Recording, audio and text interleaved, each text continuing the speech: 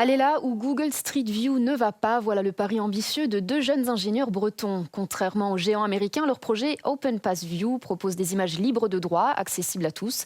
Leurs prises de vue panoramiques des chemins côtiers du Finistère et des îles bretonnes sont rassemblées dans une banque collective d'images que tout un chacun peut venir enrichir. Le projet devrait bientôt dépasser les frontières bretonnes. Nos reporters ont rencontré la jeune équipe à Brest. Non, cette boîte noire n'est pas un drone, mais un système de caméra portatif. Ce dispositif permet de prendre des images panoramiques à 360 degrés. Un projet dont Benjamin Bernard et Arnaud Rungoat sont les auteurs.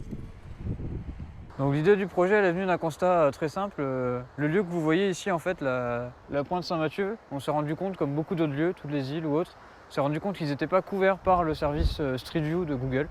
Donc on s'est dit qu'on allait le faire nous-mêmes. 6 yeux noirs pour autant d'objectifs. C'est le cœur du projet OpenPath View.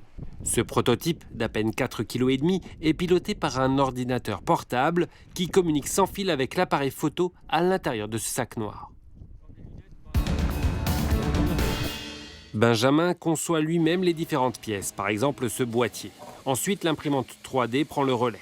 Le terrain de jeu de Benjamin, c'est la Maison du Libre. Né il y a 4 ans, ce collectif est soutenu par la ville de Brest et la région Bretagne. Ici se rassemblent des acteurs de la culture libre, créatifs, bidouilleurs et hackers en tout genre.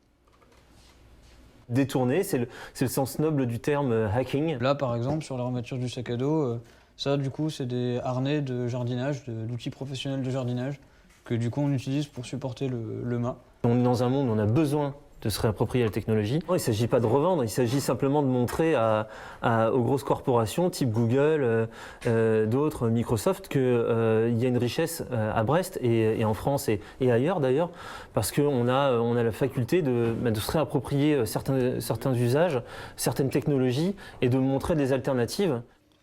Une alternative à Google et libre qui, dès le début, a convaincu le Conservatoire botanique national de Brest. Des espaces végétaux menacés d'extinction y survivent dans des serres bien trop exiguës pour la voiture de Google.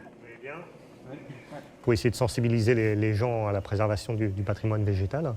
Donc en fait, nous pensons utiliser ce média pour faire découvrir via Internet, un peu au public extérieur, comment se présente notre site pour lui donner envie en fait, de venir le visiter et le découvrir. Tout est documenté, on publie tout sur le site web du projet, sous licence libre. Donc le libre, c'est le fait de partager les plans, pour que n'importe qui puisse les améliorer, les réutiliser. Le premier pas vers des images libres de notre Terre, tourné à 360 degrés, a donc été effectué ici à Saint-Mathieu, dans l'ouest de la France.